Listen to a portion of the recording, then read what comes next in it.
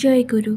पूर्ववर्ती भिडियोरे आमे माने श्री श्री बड़ माँ संसार भितरे लेखिका किपरि भावरे निजको गढ़ी तोळिथिले सेही विषय किछि घटनावली शुणिथिले। आसंतु आज आमे शुणिबा सेतेबेलर झियमानंकर जीवनी शैली, गृहशिल्प तथा झियमानंकर स्वावलंबी हेबा पई ठाकुर जेउ हाते कलमे शिक्षा लाभ करिवार कथा जेपरिक कुटीर शिल्प अन्यान्य सबु शिल्पव्रतर कथा कही जाइथिले ताहार ज्वलंत दृष्टांत संबंधरे जानिबा। पावनारे प्रथमे देखिली बड़ बड़ बढ़ी पकाइबार। श्री श्री बड़ माँ भंडार रे बड़ बड़ बढ़ी देखि मने हुए झियमानंकर गोटे बड़ शिल्प। कालीषष्ठी माँ हाथर बढ़ी श्री श्री ठाकुर खाइबा पई खूब भल पाती। एही प्रकार बड़ बड़ बढ़ी देखिबाकू जेपरी सादा धला, खाइबाकू मध्य सेपरी सुस्वादु। एते सुंदर बढ़ी मु आगरू केबे देखि नथिली। हिमायतपुर बिरी डाली खूब विख्यात। खेतरु नूतन बिरी आसीबा मात्रे ही बिरी गुड़ी को घोरणारे चूरी एका सांगरे 5-6 सेर डाली चूरी डाली गुड़ी को आगरू ही भिजाई दिया जाए। ऊपर बेला सेही भिजा जाइथिबा डाली गुड़ी को झुड़ी करी पद्मा नदी को निया जाए। तापरे झुड़ी रे घसी घसी डाली रो चोपा बाहर करी दिया जाए। तापरे सेगुड़ी को जल रे परिष्कार करी धोइबाकू हुए। डाली रे एकदम चोपा न थाए। जदि गोटे दुईटा चोपा थाए तेबे चोपा गुड़ी को बाछि नेबा परे डाली गुड़ी को बटा जाए। मु डाली बाटिछि किंतु आगरू केबे मध्य डाली बाटी नथिली, किंतु बाटी बाटी अभ्यास हो जाइथिला। प्रथमे प्रथमे बढ़ी पकाई पारु नथिली, आस्ते आस्ते ताहा मध्य शिखि नेइथिली। श्री श्री ठाकुर बड़ बड़ बढ़ी पसंद करती, तेणु श्री श्री बड़ माँ बड़ बड़ बढ़ी पकाती। बढ़ीर अटा को एपरी भावरे बटा होई थाए जेपरिक बढ़ी गुड़िक खूब ही हाल्का हुए। जेते धला हुए सेते ही सुंदर बढ़ी हुए। बढ़ी रे आउ गोटे जिनस पड़े कखारु। कखारु को काटी खंड खंड करी मंजी बाहर करी खोसा काटी फोपाड़ी देई सेही खंड गुड़ी को कोरी नेबाकू हुए। सेही कोरीथिबा कखारु गुड़ी को पुणी थरे पानी रे परिष्कार करी धोई नेई नूतन कपड़ा खंडरे जोर करी बांधी झुलाई रखिबाकू हुए। सेथिरु पानी झरी सुखी गला परे कखारु कोरा गुड़ी को बाटिथिबा अटा सांगरे मिसाई बढ़ी पका जाए। कखारु कोरा गुड़ी करू भल करी पानी चिपुड़ी देई मिसाइबाकू हुए। बढ़ीर अटा जेते फेण हेबो सेते ही बढ़ी भल हेबो। बढ़ी कपड़ा एवं जाल उपरे पका जाए। जालटी को काठर फ्रेम देई बंधाई हेबा परे ता उपरे बढ़ी पका जाए।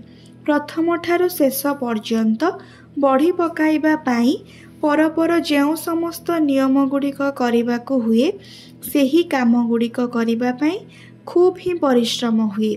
तेणु देखिबाकू गले बढ़ी पकाइबा गोटे बड़ शिल्प। पुणी बढ़ी गुड़िक सुखाइबा से मध्य कम धंदा नुह। प्रथम 2 दिन बढ़ी गुड़िक भल करी खरारे सुखाइबाकू हुए। रातिरे पुणी ठंडा आकाश तले रखिबाकू हुए। एही रूपे 2-3 दिन दिनर खरारे एवं रातिर ठंडारे रखी भल करी सुखाइबा परे परिष्कार टीण डबारे रखा जाए। ए बढ़ी रोषेई करिबा परे खाइले खूब ही सुस्वादु लागे। जेउ माने एपरी भाबरे बढ़ी बनाई खाआंती से माने जानती। पुणी रोषेई करिबा समय रे बढ़ी खूब कड़ा करी भाजिबार नियम नाही। अल्प भाजी ही बाहर करी नेबे। झोल बा तरकारी मध्यरे जेतेबेले ताहा सिझी जाई थाए एपरी समय रे बढ़ी गुड़िक पकाइले बढ़ी भितर को झोल भेदी रसगोल्ला परी फुली उठिबो एवं खाइबाकू सुस्वादु लागे।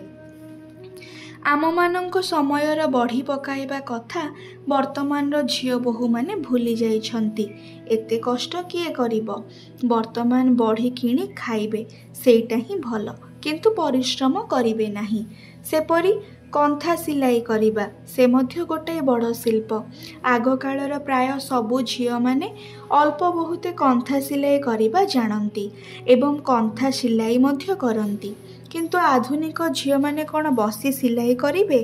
ସେମାନେ ଟାୱାଲ କିମ୍ବା ନୂତନ କପଡ଼ା କାଟି ସିଲାଇ କରି ଏ କାମ ଚଳାଇ ଦିଅନ୍ତି। କିନ୍ତୁ ଯେଉଁମାନେ ପ୍ରକୃତ ଶିଳ୍ପୀ ସେମାନେ ପୁଣି କନ୍ଥା ସିଲାଇବା ଶିଳ୍ପକୁ ସମାଜରେ ଚାଲୁ କରିଛନ୍ତି। ସେ ସବୁ କନ୍ଥାର କାରୁକାର୍ଯ୍ୟ ଅପୂର୍ବ। ଏକ୍ଜିବିସନରେ ଦିଆଯାଏ। ସେଗୁଡ଼ିକ ବେଶୀ ଦାମରେ ମଧ୍ୟ ବିକ୍ରି ହୋଇଯାଏ। ଆମମାନଙ୍କର ଠାକୁମା ଦିଦିମାଙ୍କ ହାତର କନ୍ଥାର କାରୁକାର୍ଯ୍ୟ ବର୍ତ୍ତମାନ ମଧ୍ୟ ଜୀବନ୍ତ।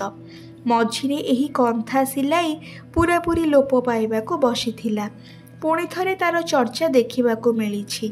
ଆଧୁନିକ ବିଜ୍ଞାନର ଯୁଗରେ ଯନ୍ତ୍ରଚାଳିତ ତିଆରି ଜିନିଷ କମ୍ ଦାମରେ ବିକ୍ରି ହୁଏ ବୋଲି ହସ୍ତଶିଳ୍ପ ମଣିଷ ଭୁଲିବାକୁ ବସିଛି। ପୂର୍ବେ ତନ୍ତଶିଳ୍ପ କେତେ ଉନ୍ନତ ଥିଲା। ପ୍ରାୟ ତନ୍ତୀମାନଙ୍କ ଘରେ ଘରେ ପୁରୁଷ ଓ ସ୍ତ୍ରୀ ଉଭୟ ହିଁ ତନ୍ତୀରେ କପଡ଼ା ବୁଣନ୍ତି। ବେଶ୍ ଉନ୍ନତ ଧରଣର କପଡ଼ା ତିଆରି ହୁଏ। ଆଧୁନିକ ପଶ୍ଚିମବଙ୍ଗର ଧନେଖାଲି, ଫରେକଭାଙ୍ଗା, ନଦିଆର ଶାନ୍ତିପୁର ଆହୁରି ସବୁ ଜାଗାରେ ତନ୍ତୀ କପଡ଼ା ଖୁବ୍ ପ୍ରଚଳନ ଥିଲା। ଦାମ ମଧ୍ୟ ସେତେବେଳେ କମ୍ ଥିଲା। ତନ୍ତୀର ଝିଅମାନେ ବୁଣିବା କାମରେ ନିପୁଣ ଥିଲେ। ତନ୍ତୀ ଚଳାଇ ସେମାନେ ପେଟର ଭାତ ଯୋଗାଡ଼ କରନ୍ତି। ଝିଅମାନଙ୍କର ଅନ୍ୟ ଗୋଟିଏ ବିଶେଷ ଶିଳ୍ପ କାର୍ଯ୍ୟ ଯାହାକି କହିବା ବାହୁଲ୍ୟ ତାହା ହେଲା ଝୋଟି ପକାଇବା। ଝିଅମାନଙ୍କର ଏହି ଶିଳ୍ପ କାର୍ଯ୍ୟଟି ସବୁ ଘରେ ଘରେ ପ୍ରଚଳିତ ଥିଲା। ପୂଜା ପ୍ରାଙ୍ଗଣକୁ ସେମାନେ ଝୋଟି ଦେଇ ପରିପୂର୍ଣ୍ଣ କରିଦିଅନ୍ତି। ପୂଜା ମଣ୍ଡପରେ ଏତେ ସୁନ୍ଦର ଝୋଟି ଦେଖିଲେ ଆନନ୍ଦ ଲାଗେ। ବିବାହ ମଣ୍ଡପରେ ମଧ୍ୟ ଝୋଟି ଦେବାର ରୀତି ଅଛି। ବରକନ୍ୟାଙ୍କର ପିଣ୍ଡିରେ ସୁନ୍ଦର କରି ଝୋଟି ଦେବା ଝିଅମାନଙ୍କର ସଉକ। ଲକ୍ଷ୍ମୀ ପୂଜା, ସରସ୍ୱତୀ ପୂଜାର ମଣ୍ଡପରେ ଝିଅ ବୋହୂମାନେ ହିଁ ଝୋଟି ଦିଅନ୍ତି। ଏହିସବୁ ପୂଜାର ଯୋଗାଡ଼ କରିବା ଝିଅମାନଙ୍କର ଶିଖି ନେବା ଉଚିତ। ଏହିସବୁ କାମରେ ସେମାନଙ୍କର ଅଭ୍ୟାସ ରହିବା ଭଲ। ଏହିସବୁ ପୂଜାରେ କ'ଣ କ'ଣ ଜିନିଷର ପ୍ରୟୋଜନ ହୁଏ ଓ କ'ଣ କ'ଣ ଦିଆଯାଏ ସବୁ ବ୍ୟାପାରଟି ଶିଖି ରଖିବା ଭଲ। ଆଧୁନିକ ଝିଅମାନଙ୍କ କ୍ଷେତ୍ରରେ ଏହିସବୁ ପୂଜାପାଠ ପ୍ରାୟ ହିଁ ଲୋପ ପାଇବାକୁ ବସିଛି। ବର୍ତ୍ତମାନର ସମାଜ ଏପରି ହୋଇଛି ଯେ ଝିଅମାନଙ୍କୁ ବାହାରକୁ ବାହାରି ବହୁତ କାମ ହିଁ କରିବାକୁ ହୁଏ। ପୁଅ ଝିଅମାନଙ୍କର ପଢ଼ାଶୁଣା ଦେଖିବା, ସେମାନଙ୍କୁ ସ୍କୁଲ ନେବା ଆଣିବା କରିବା, ଇଲେକ୍ଟ୍ରିକ୍ ବିଲ୍ର ଟଙ୍କା ଜମା ଦେବା, ଘରର ଟ୍ୟାକ୍ସ ଜମା ଦେବା ଓ ବ୍ୟାଙ୍କ ଯିବା ଇତ୍ୟାଦି କାମଗୁଡ଼ିକର ଦାୟିତ୍ୱ ପୁରୁଷମାନେ ସେମାନଙ୍କୁ ଦେଇଦିଅନ୍ତି। ବଜାର କରିବାଟା ମଧ୍ୟ ଝିଅମାନଙ୍କୁ କରିବାକୁ ହୁଏ। ପୁଣି କେଉଁ କେଉଁ ଘରେ ଝିଅ ବୋହୂମାନେ ଚାକିରି ମଧ୍ୟ କରନ୍ତି। ଟ୍ୟୁସନ୍ କରି ମଧ୍ୟ ଟଙ୍କା ଆୟ କରନ୍ତି। ବାହାରର ଏହି କାମଗୁଡ଼ିକ ଆଗରୁ ଘରର ପୁରୁଷମାନେ ହିଁ କରୁଥିଲେ। ଯେଉଁମାନେ ଟିକିଏ ଅବସ୍ଥାପନ୍ନ ସେମାନେ ଲୋକ ରଖି ବାହାରର କାମଗୁଡ଼ିକ କରାଇ ନିଅନ୍ତି। ଗରିବ ଅଥବା ମଧ୍ୟବିତ୍ତ ପରିବାରର ଲୋକମାନଙ୍କର ବାହାରର କାମଗୁଡ଼ିକ ପୁରୁଷମାନେ ନିଜେ ହିଁ କରନ୍ତି। ଯୁଗର ପରିବର୍ତ୍ତନରେ ସବୁକିଛିର ହିଁ ପରିବର୍ତ୍ତନ ହୋଇଛି। ଆଉ ଏବେ ତ ଏକାନ୍ନବର୍ତ୍ତୀ ପରିବାର ହିଁ ନାହିଁ। ଏକା ସାଙ୍ଗରେ ରହିଲେ ଯେପରି ଅସୁବିଧା ସେପରି ଅନେକ ସୁବିଧା ମଧ୍ୟ ହୁଏ। ପରସ୍ପର ପରସ୍ପରଙ୍କୁ ଦେଖି ଅନେକ କିଛି ଶିକ୍ଷା ଲାଭ କରିପାରନ୍ତି। ଗୁରୁଜନମାନେ ଆମମାନଙ୍କର ଦୋଷ ତ୍ରୁଟି ଦେଖି କେଉଁଟା ଭଲ କେଉଁଟା ମନ୍ଦ ଶିଖାଇ ଦେଇ ପାରନ୍ତି। କିନ୍ତୁ ଛୋଟବେଳରୁ ଯେଉଁମାନେ ଏକୁଟିଆ ରୁହନ୍ତି ସେମାନେ ଏହି ଶିକ୍ଷାଠାରୁ ସତ୍ୟ ହିଁ ବଞ୍ଚିତ ରୁହନ୍ତି। ଭଲ ବଂଶରେ ଜନ୍ମଗ୍ରହଣ କରି ନିକୃଷ୍ଟ ଅଭ୍ୟାସର ଲୋକମାନଙ୍କ ଉପରେ ପୁଅ ଝିଅଙ୍କୁ ଦେଖିବାର ଭାର ଦେଲେ ସେମାନଙ୍କ ଠାରୁ ହିଁ ଖରାପ ଅଭ୍ୟାସ ଚାଲିଚଳନ ପୁଅ ଝିଅଙ୍କ ମଧ୍ୟକୁ ଚାଲି ଆସେ। ସାବଧାନ, ପୁଅ ଝିଅମାନଙ୍କୁ ନିଜ ପାଖରେ ରଖି ମଣିଷ କରିବା ହିଁ ଭଲ। ଏହି ଶିକ୍ଷା ଆମେମାନେ ଶ୍ରୀ ଶ୍ରୀ ବଡ଼ମାଙ୍କ ପାଖରୁ ହିଁ ପାଇଛୁ। ସେ କେତେ ଝିଅମାନଙ୍କୁ ଏହିସବୁ ଶିକ୍ଷା ଦେଇ ସାବଧାନ କରିଛନ୍ତି। ସିଏ ଝିଅମାନଙ୍କର ଯାହା ଆଦର୍ଶ, ଯାହା କରଣୀୟ, ଯେଉଁ ରୂପରେ ଚାଲିଲେ ସେମାନଙ୍କର ଭବିଷ୍ୟତ ସୁଖୀ ହୁଏ ସିଏ ସେହି ପ୍ରକାର ହିଁ କୁହନ୍ତି। ଶ୍ରୀ ଶ୍ରୀ ଠାକୁର ସେଇଥିପାଇଁ ପୁରୁଷମାନଙ୍କୁ ଆଦର୍ଶରେ ଅନୁରକ୍ତ ହେବାର କଥା ଏବଂ ଝିଅମାନଙ୍କର କେତୋଟି ଶ୍ରେଷ୍ଠ ଗୁଣର କଥା କହିଛନ୍ତି। ଯେପରି ନିଷ୍ଠା, ଧର୍ମ, ସେବା, ଶୁଶ୍ରୂଷା, ସାହାଯ୍ୟ, ସଂରକ୍ଷଣ, ପ୍ରେରଣା ଓ ସୁପ୍ରଜନନ। ଏହି ଗୁଣଗୁଡ଼ିକ ପ୍ରତ୍ୟେକ ଝିଅମାନଙ୍କର ରହିବା ଉଚିତ। झियो माने जातिर जननी संतान बड़ हुए। माँ छड़ा सेतेबेले शिशु माने किछि ही बुझंती नाही। माँ ही सेमानंकर आहार जोगाए। माँ डाकरू ही सेमाने प्रथम कथा कहिबा शिखंती। माँर सबुकिछि ही सेमाने ग्रहण करंती। एपरिकी सेमानंकर कथा कहिबा आगरू ही आखि देई सबुकिछि देखंती, कान देई सबुकिछि शुणंती, भल मंद सबुकिछि ही ग्रहण करंती। सेइथिपाई बाबा माँ को पिलामानंक आगरे एपरि कथाबार्ता कहिबाकू हुए जेउथिरे पिलामानंकर मनरे विरुद्ध भाव न जगाए। पिलामानंक सामनारे भल आचरण व्यवहार करिबा उचित। गालीगुलज देबा, मारधर करिबा एही सबु एकदम ही सेमानंक सामनारे करिबा उचित नुहे। शिशुमानंकर मनरे एही सबु मंद भावटा ही जाग्रत हुए। शिशु माने बड़ हेले सेमानंकर आचार व्यवहार रे एही सबु मंद कथा, मंद आचरण प्रकाश पाए।